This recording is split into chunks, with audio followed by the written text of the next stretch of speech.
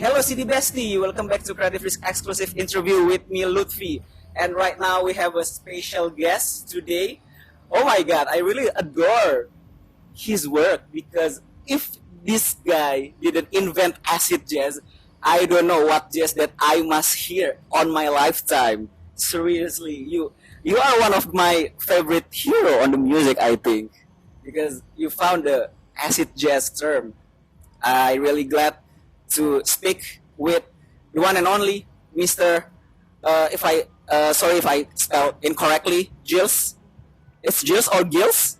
Gilles. G? Yeah. It's G. Peterson! Yeah! No word, man! Fantastic. Yes. And his work, oh my god, this is the Strata one. If you know that my first interview on CreativeDisc, this man, Joey Blue Incognito, and I got very insightful interview from him. He taught me to enjoy the life, enjoy the everything that you had. I think he's a very big man on my lifetime. Yeah. So okay, let's put this down first. So we asked Gilles or G Peterson. So okay, let's start this interview with my first question. So I really love the term acid jazz, and in fact, it's one of my favorite music genre, and it introduced me to jazz actually. So why did you name your first label as acid jazz, if I may ask? Well, actually, it wasn't my first label, but I did a label before that. I did a couple of labels before that, just for your information. Okay. One label called Hardback, and then another label called BGP. Okay. And then I set up Acid Jazz, and we called it Acid Jazz because I was part of the movement of DJs who were about acid house.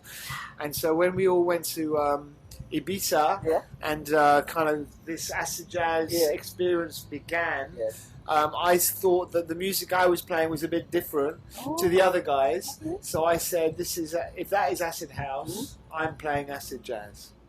That's where it comes from. Yeah. Because I think it's interesting for me because I know acid house is a term of a big dance music in the rave scene, I think, and it was popular during the rave scene in Britain in the 90s. So I think okay.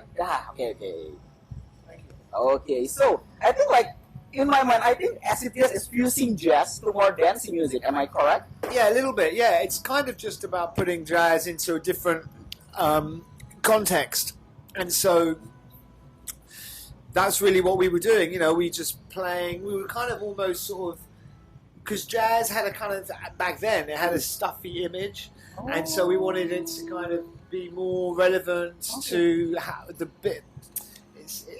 It was how we put context into jazz, different contexts. I.e., jazz is not just about sitting down and listening. Yeah. It can also be about standing up and dancing, and you can mix it and you can mess up with it. And so that's really what acid jazz was. It was really not really a music style, more an idea. Oh wow! Because I think acid jazz is very influential to me. I think it's very big, and I think it changed my perspective too about what jazz can do. But I think what kind of things that you think this is acid jazz when you are picking up the artist for your label?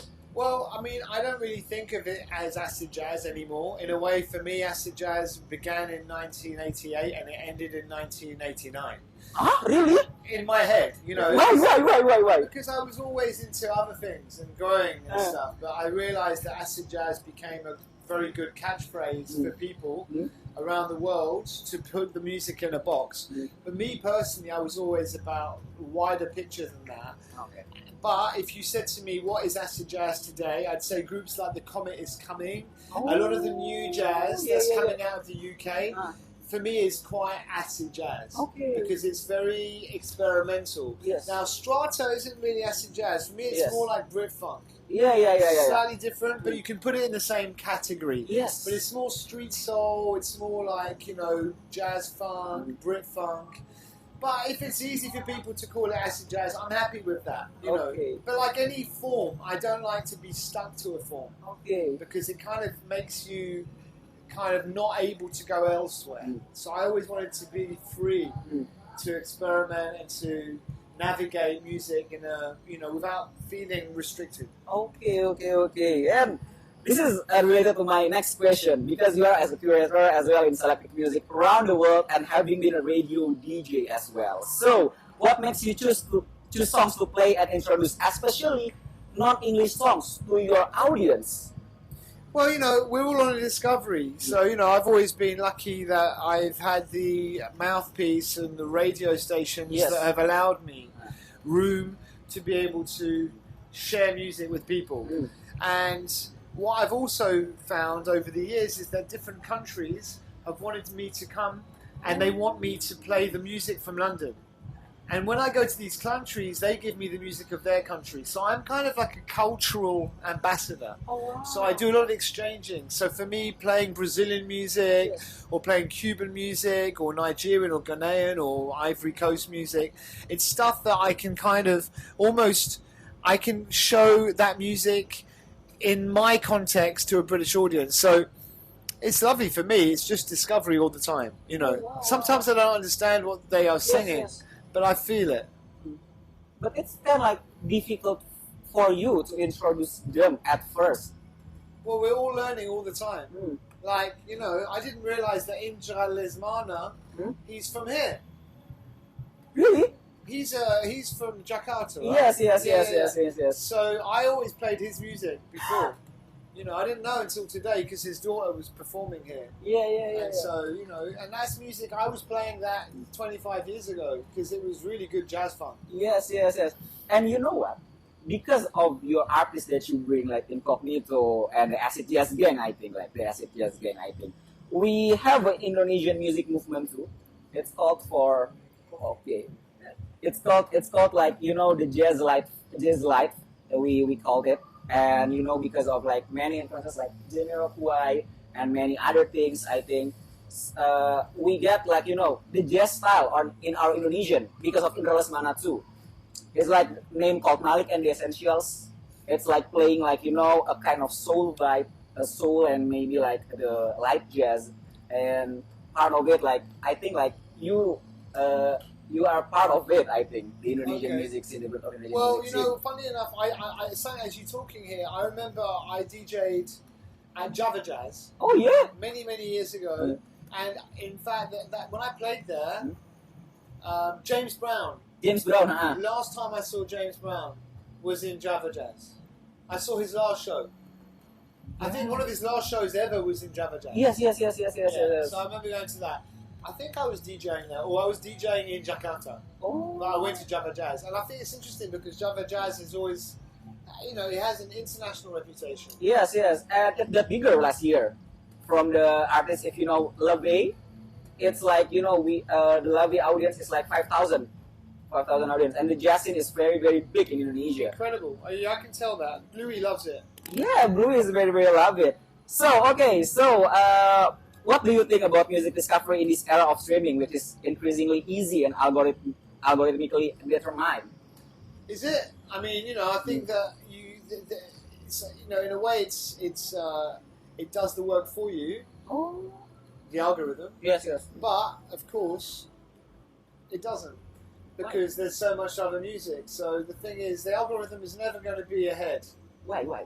Because there's too much change all the time in music and taste, and an algorithm is not in a position to tell me it's good. And if I want to go from Nina Simone to Billie Holiday, then I can find the algorithm for that. But actually, when it comes to like eclectic alternative broadcasting, it doesn't quite do it. So I think that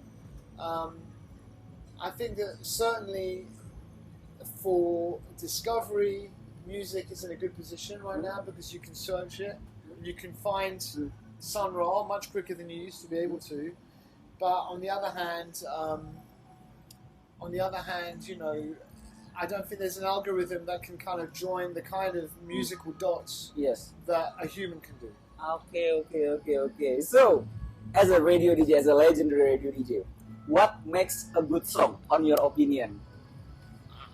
I know that's a tricky question. Well, I don't know if it is a tricky question. I mean, the thing is, at the end of the day, it's about kind of being in the kitchen all the time. If you're in the kitchen as a broadcaster or as a chef, basically you're always tasting music. Always. Yes. The moment you get out of the kitchen, then you lose your touch.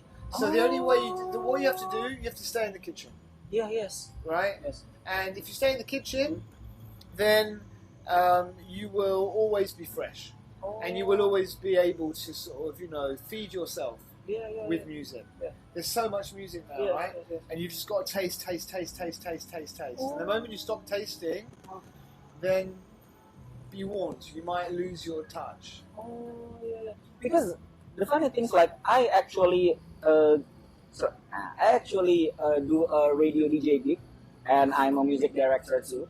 In like past 5 years, playing Japanese pop music. And now you mentioned it. Maybe like when I work as a music director, selecting the music, playing the music, and making the show myself, I think like it kind of resonates me, because I think it's like, I can like lost touch when I off the air. I think when I off the radio, when I go on the radio, I kind of created playlist for my audience, and they say thanks because they found a new discovery because of me, I think, and it can resonate me, and it's like bring me to the past. Thank you so much. Great. And I think we might have to go soon because I've got to prepare for the set. Okay. Yeah. I have to prepare in a moment. Yes. So this is last question. What will Gilles do after performing at Joyland? This is very, very last question. I'm going to go back to London tomorrow morning, and I have shows in Manchester this week. Oh, wow. And I'm also working on some records in the studio. We've just done a new Strata track. Wow. So that's exciting. And lots of work with my label, Brownswood. Really love that label. Just working on a new album. I heard you mentioning her earlier on. We're doing a new Emma-Jean Thackeray album. Yes. So I'm just doing her new album. We're doing a new Cocorocco album. Okay. Galliano. It's an old acid Galliano? jazz group. They're back. They're back? Just done a new album with them. Really? Yeah. Wow. So it keeps coming. Wow. Yusef Days is doing more music. So yeah, it's great. Wow. Okay, let's wrap up this interview with Gilles Peterson. Oh my God, thank you so much It's been a pleasure. Thank you so much for this interview. Okay, thank you CDDST for listening this interview. Don't forget to subscribe to all social media of CreativeDisc and the YouTube too. Follow creativedisc.com, CreativeDisc on Instagram, and all of the social media. Don't forget to subscribe. So this is me, and this is Gilles Peterson. Thank you so much. As a fellow radio DJ, Yes. I thank you so much for this interview. Next time we do it in the radio station, okay? Yes. All right.